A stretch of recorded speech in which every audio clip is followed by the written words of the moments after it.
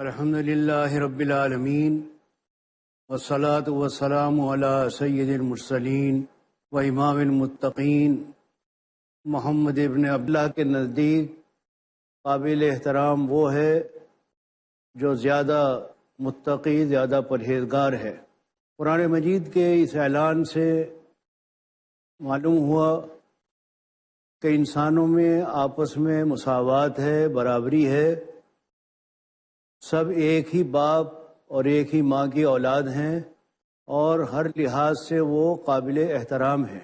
اس بات کو حضور نبی کریم صلی اللہ علیہ وسلم نے خطبہ حجۃ الوداع میں اس طرح سے ارشاد فرمایا کہ کلکم بنو آدم و آدم من تراب، کہ تم سب کے سب جتنے بھی انسان ہوں، خواہ مرد ہوں خواہ عورتیں ہوں، سب آدم کی اولاد ہیں اور آدم مٹی سے بنے تھے، یعنی سب کا خمیر ایک ہے، سب کی بناوٹ ایک ہے، سب کو اللہ تعالیٰ نے انسان بنایا ہے۔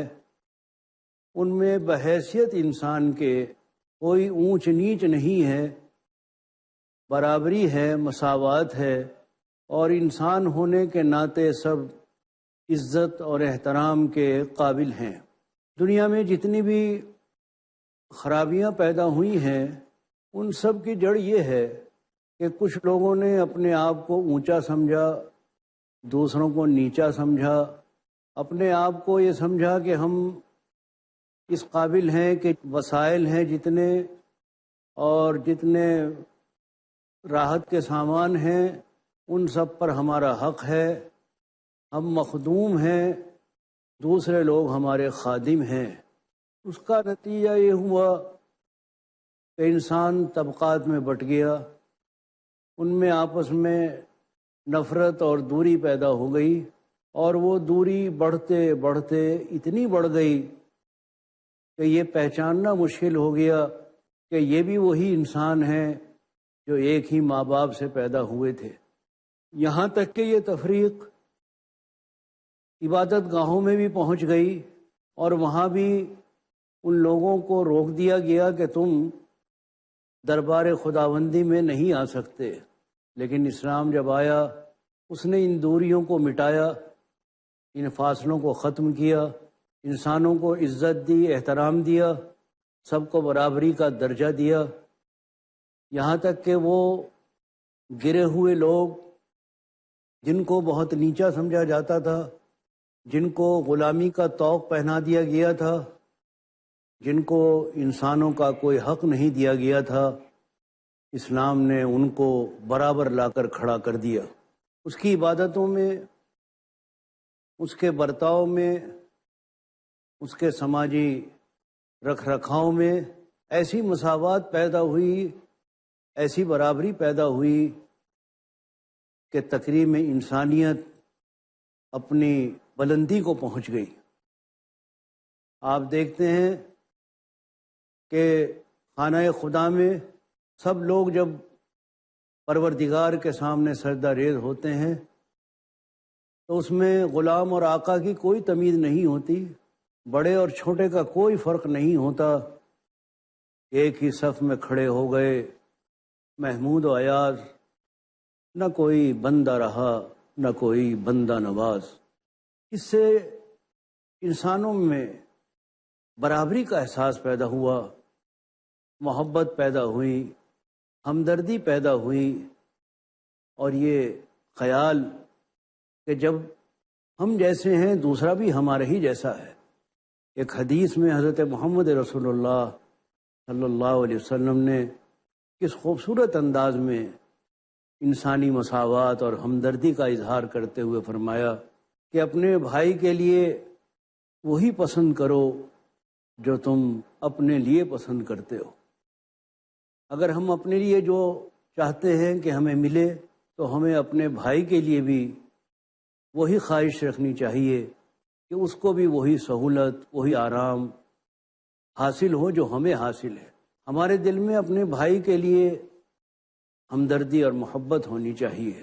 شیخ سعدی رحمۃ اللہ علیہ بہت بڑے بزرگ اور دانشور گزرے ہیں، وہ کہتے ہیں کہ بنی آدم آزائے یک تیگرن کہ در آفرینش زیک جوہرن، آدم کی اولاد سب کے سب ایک جیسے ہیں، کیونکہ وہ پیدائش میں ایک ہی جوہر سے ہیں، سب کا خمیر ایک ہے، سب کا جوہر ایک ہے، سب کا مادہ ایک ہے، وہ ایک دوسرے کے اعضاء کی طرح ہیں۔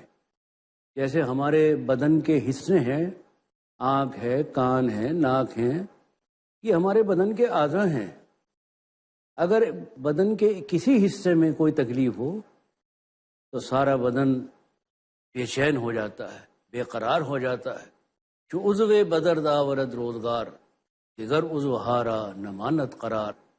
اگر کسی بدن کے حصے میں تکلیف ہوگی تو دوسرے حصوں کو بھی سکون اور قرار نہیں رہے گا، وہ بے چین ہو جائیں گے۔ تکلیف انگلی میں ہے، بے چین دماغ ہو رہا ہے، آنکھیں رو رہی ہیں۔ تو اسی طرح تمام انسان بدن کے حصوں کی طرح ہے، بدن کے اعضاء کی طرح ہے، سب میں آپس میں وہی تعلق ہے جو ایک بھائی کا دوسرے بھائی کے ساتھ ہوتا ہے۔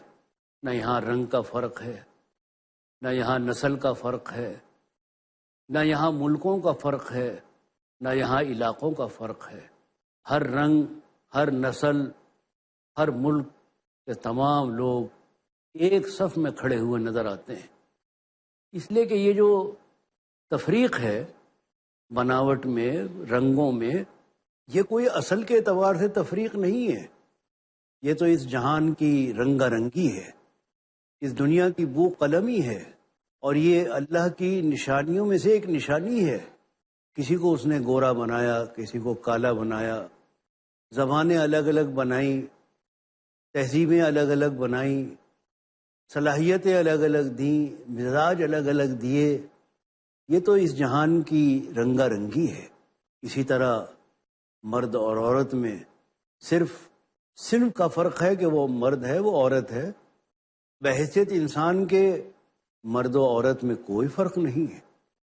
عورت بھی ہماری طرح انسان ہے، وہ بھی اسی طرح دل رکھتی ہے، اسی طرح اسی کے جذبات ہیں۔ دنیا میں عورتوں کو کمتر سمجھا گیا، حقیر سمجھا گیا، یہاں تک کہ یہ فیصلہ کرنے میں بہت دیر لگی کہ آیا عورت انسان بھی ہے یا نہیں۔ لیکن اسلام جب آیا تو اس نے عورتوں کو حقوق دیے، ان کے حقوق دیے، ان کو رتبہ دیا، ان کو مردوں کے برابر لا کر کھڑا کیا۔ صرف دائرہ کار کا فرق رکھا کہ دونوں کا کام کا دائرہ الگ ہے، ورنہ دونوں میں کوئی بحیثیت انسان کے کوئی فرق نہیں ہے۔ مردوں کا دائرہ ہے کہ وہ باہر کام کرتے ہیں، باہر کی سرگرمیوں کو سنبھالتے ہیں۔ عورتوں کا دائرہ کار ہے کہ وہ گھر کی ذمہ داریوں کو نبھاتی ہیں۔ اور یہ دائرہ کار کا فرق بالکل فطری ہے، فطرت کے مطابق ہے، اس لیے کہ قدرت نے مرد کو سختی دی ہے، صلابت دی ہے، تحمل زیادہ دیا ہے، وہ باہر کی سختیوں کو برداشت کر سکتا ہے۔ عورت میں لطافت دی ہے، لچک دی ہے، اس میں نرمی دی ہے، اس کے لیے وہی ضروری تھا۔ اس کے بغیر وہ اولاد کی پرورش نہیں کر سکتی، ان پر اپنی شفقت و محبت نچھاور نہیں کر سکتی۔ اس لیے قدرت نے دائرہ کار کا جو فرق رکھا ہے وہ فطرت کے بالکل عین مطابق رکھا ہے، ورنہ مرد اور عورت میں حقوق کے اعتبار سے کوئی فرق نہیں ہے۔ عورت کا بھی وہی درجہ ہے جو مرد کا درجہ ہے۔ حضرت محمد رسول اللہ صلی اللہ علیہ وسلم نے کیسی پیاری بات فرمایا، تم میں سب سے اچھا پسندیدہ آدمی وہ ہے جو اپنے گھر والوں کے ساتھ، اپنے اہل و عیال کے ساتھ، اپنی بیوی اور اپنے گھر والوں کے ساتھ اچھا سلوک کرتا ہو، وہ سب سے زیادہ پسندیدہ انسان ہے۔ ایسا نہیں ہے کہ عورتوں پر زیادتی کرتا ہو۔ تو یہ مساوات انسانی کا جو تصور اور عورت اور مرد کے حقوق کی برابری، یہ اسلام کی دین ہے، اور ہمیں شکر گزار ہونا چاہیے اللہ کا، اور اس کے پیغمبر حضرت محمد رسول اللہ صلی اللہ علیہ وسلم کا کہ انہوں نے انسانوں کی غیر قدرتی تقسیم کو ختم کیا اور سب کو ایک درجہ مساوات کا اور برابری کا عطا کیا۔ یہ باتیں جو آپ کی خدمت میں پیش کی جا رہی ہیں قابل غور ہیں۔ ابھی ہم آپ کی خدمت میں حاضر ہوں گے اور اس پر مزید روشنی ڈالیں گے، تھوڑا انتظار فرمائیں۔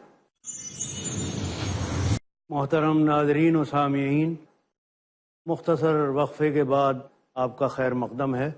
بات چل رہی تھی انسانی مساوات کی، اور اس سلسلے میں بات آئی تھی کہ اسلام نے عورتوں اور مردوں کے حقوق برابر رکھے ہیں۔ تھوڑا سا سمجھنے والی بات یہ ہے کہ یکسانیت اور عدل و انصاف ان دونوں میں فرق ہے۔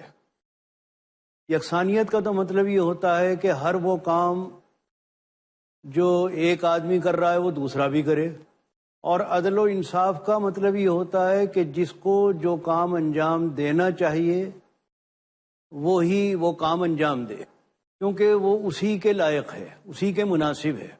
تو یہ چیز سمجھنے کی ہے کہ اسلام نے عدل قائم کیا ہے، یعنی جو بھی جس کام کے لیے موزوں ہے، مناسب ہے، اور اپنی بناوٹ کے اعتبار سے وہ اسی کے لائق ہے، اس کو وہی ذمہ داری سپرد کی ہے۔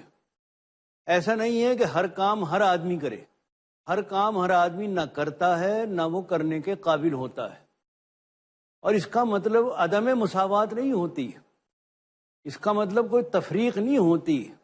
اس کو مثال سے آپ یوں سمجھ لیجئے کہ ہماری آنکھیں دیکھنے کا کام کر رہی ہیں اور ہمارے پاؤں چلنے کا کام کر رہے ہیں۔ تو اگر پاؤں چلنے کا کام کر رہے ہیں تو چلنے کا کام انجام دینا پاؤں کی توہین نہیں ہے، بلکہ پاؤں کی بناوٹ کا عین تقاضا ہے کہ وہ یہی کام کریں۔ آنکھوں کی بناوٹ کا تقاضا یہی ہے کہ وہ دیکھنے کے فرائض انجام دیں۔ اگر یہ کہیں کہ ہر کام ہر آدمی کرے گا تو ہر حصہ ہر کام نہیں کیا کرتا۔ تو یہ تقسیم کار کا مطلب تقسیم انسانیت نہیں ہے۔ یہی وجہ ہے کہ حضرت محمد رسول اللہ صلی اللہ علیہ وسلم نے محنت اور جفا کشی کو بھی وہی درجہ دیا ہے جو کسی اور کام کا ہے۔ آپ نے اس کی قدر و قیمت بڑھائی ہے۔ آپ نے کہا ہے کہ ایک آدمی جو محنت سے کام کرتا ہے، مشقت برداشت کرتا ہے، وہ بھی اتنا ہی قابل احترام ہے جو ایک آدمی بیٹھ کر میز کے اوپر قلم چلا کر کام کرتا ہے۔ صرف کام کی نوعیت کا فرق ہے، وہ ایک کام اس طرح سے کر رہا ہے، دوسرا کام اس طرح سے کر رہا ہے۔ کوئی کام نہ نیچا ہے نہ کوئی کام اونچا ہے، یہ تو کاموں کی تقسیم ہے دنیا میں۔ کوئی کا انجام دے رہا ہے، کوئی صفائی کا کام کر رہا ہے، کوئی لکھنے پڑھنے کا کام کر رہا ہے، کوئی سماج کے کسی حصے کی خدمت کر رہا ہے۔ اس کا مطلب یہ نہیں کہ وہ صفائی کا کام کرنے والا نیچا ہو گیا اور دوسرا کام کرنے والا ہے وہ اونچا ہو گیا۔ یہ تو تقسیم کار ہے، یہ مساوات کے خلاف نہیں ہے۔ اس لیے اسلامی سماج میں مراتب کا یہ فرق نہیں رکھا گیا ہے، بلکہ تمام انسانوں کو بحیثیت انسان کے وہی عزت، وہی کرامت اور وہی رتبہ دیا گیا ہے جو انسانوں کو ملنا چاہیے۔ ہاں، کاموں کا اپنا اپنا انداز ہے، اپنا اپنا فرق ہے، وہ ہر آدمی کام کر رہا ہے، سماج میں اس کا رتبہ وہی ہے۔ تو ذاتوں میں، برادریوں میں جو تقسیم کی ہے وہ صرف پہچان کے لیے ہے، اونچ نیچ کے لیے نہیں ہے، تفریق کے لیے نہیں ہے، یہ صرف پہچان ہے۔ لتعارفوا، تاکہ تم پہچانو۔ جیسے انسانوں کے ناموں سے پہچانے جاتے ہیں انسان، یہ فلاں شخص ہے، فلاں شخص ہے۔ جگہوں کے نام ہوتے ہیں کہ بھئی یہ فلاں جگہ ہے، یہ بمبئی ہے، یہ مدراس ہے، یہ فلاں ہے۔ سڑکوں کے نام رکھتے ہیں، محلوں کے نام رکھ لیتے ہیں۔ تو یہ نام جو رکھے جاتے ہیں یہ صرف تعارف کے لیے ہوتے ہیں، پہچان کے لیے ہوتے ہیں، اس میں کوئی اونچ نیچ کی بات نہیں ہوا کرتی۔ اسی طرح قبیلے اور برادری جو تقسیم ہوتی ہیں وہ صرف پہچان کے لیے ہوتی ہیں کہ یہ فلاں قبیلہ ہے، فلاں برادری ہے، فلاں خاندان ہے، اس کا مطلب یہ نہیں کہ کوئی خاندان اونچا ہو گیا، کوئی خاندان نیچا ہو گیا. ہر خاندان اپنی اپنی جگہ پر اتنی اہمیت اور شرافت اور کرامت رکھتا ہے جتنا دوسرا رکھتا ہے. تو یہ ہے دراصل مساوات انسانی کا صحیح تصور. مساوات کا مطلب بالکل یہ نہیں ہے کہ ہر آدمی ہر کام کرے گا. اب مغرب نے ہمیں جو تصور دیا ہے مساوات کا، وہ انوکھا ہی تصور ہے. وہ تصور یہ ہے کہ جو کام مرد کر رہے ہیں وہی کام سارے عورتیں بھی کریں. اگر مرد ہوائی جہاز چلا رہے ہیں تو عورتیں بھی ہوائی جہاز چلائیں. اگر مرد لڑائی میں حصہ لے رہے ہیں تو عورتیں بھی لڑائی میں حصہ لیں. وہ یہ سمجھے کہ مساوات کا مطلب یہی ہے کہ ہر وہ کام جو مرد کر سکتے ہیں وہی کام عورتیں بھی کر سکتی ہیں. حالانکہ اللہ تبارک و تعالیٰ نے دونوں کی بناوٹ میں فرق رکھا ہے، اور یہ بناوٹ کا فرق انسانی سماج کو کامیابی کے ساتھ چلانے کے لیے بہت ضروری ہے. اگر یہ فرق نہیں ہوگا تو پھر انسانی سماج کامیابی کے ساتھ آگے نہیں بڑھ سکے گا. خواتین اور عورتیں قابل احترام ہیں. اگر وہ گھروں میں رہ کر اپنے گھر کی دیکھ بھال کرتی ہیں، امور خانہ انجام دیتی ہیں، بچوں کی پرورش کرتی ہیں، نگہداشت کرتی ہیں، ان کی تربیت کرتی ہیں، تو یہ کام کوئی معمولی کام نہیں ہے کہ اس کی وجہ سے ہم کہنے لگیں صاحب عورتیں کمتر ہو گئی مردوں کے مقابلے میں. بلکہ پروردگار نے، بنانے والے نے جو ان کو جس انداز پر بنایا ہے، ان کی تخلیق کا عین تقاضا یہی ہے، اور اسی میں ان کو سکون اور راحت ملتی ہے، اس لیے کہ یہ ان کی فطرت کے مطابق ہے. اگر وہ فطرت کے خلاف کریں گی تو ان کو سکون اور راحت کے بجائے پریشانی اور تکلیف ہوگی.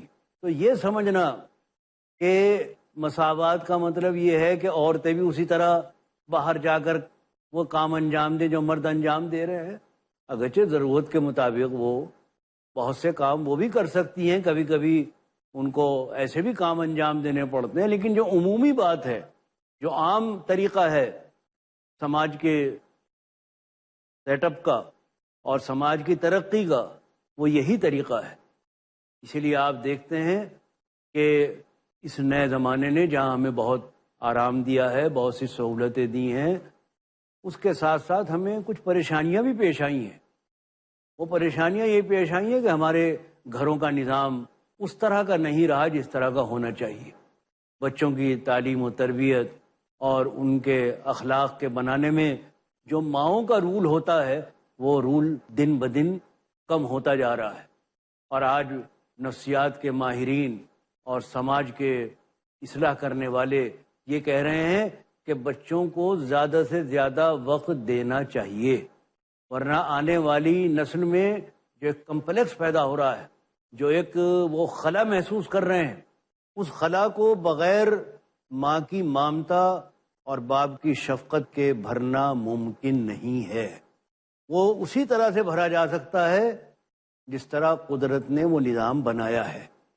ماں کی گود پہلی تربیت گاہ ہے بچوں کی، جہاں سے بچے بہت کچھ سیکھتے ہیں. کتنے ہی کامیاب انسان ہیں کہ ان کی زندگی بنانے میں ان کی ماؤں کا یا ان کی بیویوں کا یا ان کی بہنوں کا دخل رہا ہے، اور ان کی کامیاب زندگی میں ہر عورت نے کوئی نہ کوئی اچھا رول ادا کیا ہے. تو اگر انسان کو ترقی کرنی ہے، آگے بڑھنا ہے، تو اس کے لیے وہ فطری طریقہ اختیار کرنا کہ اس کو وہ محبت، وہ گھر کی شفقت، وہ گھر کی راحت اور آرام میسر آ سکے جس کی انسانی فطرت تقاضا کرتی ہے. ایک مرد تمام دن کی محنت کے بعد جب اپنے گھر میں آتا ہے اور اس کی شریک زندگی کی ایک خوبصورت مسکراہٹ اس کا استقبال کرتی ہے، تو وہ سارے دن کی محنت کو بھول جاتا ہے، وہ تازہ دم ہو جاتا ہے. اسے وہ غذا ملتی ہے جو نہ قلبوں میں ملے گی، نہ ہونٹوں میں ملے گی، نہ باہر کی زندگی میں ملے گی. وہ اس کو گھر میں ہی حاصل ہوتی ہے. تو اگر ہم اپنے گھروں کو ہوٹل میں بدل دیں گے، وہ صرف مکان رہ جائیں گے، گھر نہ رہیں گے. دیواریں ہوں گی، چھتیں ہوں گی، لیکن گھر کا وہ سکون، گھر کی وہ راحت، گھر کا وہ ماحول جو انسانی فطرت تقاضا کرتی ہے، اگر وہ نہیں ملے گا تو یہ بڑا نقصان ہوگا انسانی نسل کا۔ اس لیے جو مساوات کی بات ہم نے کی ہے، اس مساوات کا صحیح مفہوم سمجھ لینا چاہیے کہ جس کا جو حق ہے وہ اس کو ملے، یہ ہے مساوات۔ اب انسانی ہاتھ کی یہ انگلیاں ہیں، یہ سب انگلیاں برابر تو نہیں ہیں، اس میں چھوٹی بھی ہے، بڑی بھی ہیں، اور ان کا یہ چھوٹا بڑا ہونا ہی ضروری ہے تاکہ ان کی گرفت اور پکڑ مضبوط ہو سکے۔ تو اگر آپ یہ کہہ دیں کہ سماج کے سارے ہی جو ہیں وہ ایک جیسے ہو جائیں، تو اگر انگلیوں کو ایک جیسا بنا دیں گے تو گرفت نہیں رہے گی، ہاتھ کا مقصد پورا نہیں ہوگا۔ تو مساوات کا مطلب ہے عدل، کہ جس کو جو حق ملنا چاہیے فطرت کے مطابق وہ اس کو ملے۔ یہ ہے انسانی سماج کے لیے اس کی ترقی اور آگے بڑھنے کا یہ راستہ جو ہمیں اسلام بتاتا ہے۔ تو ہم نے انسانی مساوات کی بات کی اور قرآن کی آیات اور حدیثیں آپ کی خدمت میں پیش کی۔ یا ایھا الناس انا خلقناکم من ذکر و انثی، اے انسانوں ہم نے تمہیں ایک ہی ماں باپ سے پیدا کیا ہے، تم میں کوئی فرق نہیں ہے۔ اس اعتبار سے ہر انسان اپنی جگہ قابل احترام، ہر انسان اپنی جگہ عزت کے قابل ہے۔ یہ جو تصور ہے مساوات کا، یہ صحیح تصور ہے، ہمیں اس کو سمجھنا چاہیے اور اس کے مطابق اپنے سماج کو ڈھالنا چاہیے۔ ان چند باتوں کے ساتھ میں آپ سے رخصت چاہتا ہوں، آپ کا شکریہ ادا کرتا ہوں۔ وآخر دعوانا ان الحمد للہ رب العالمین۔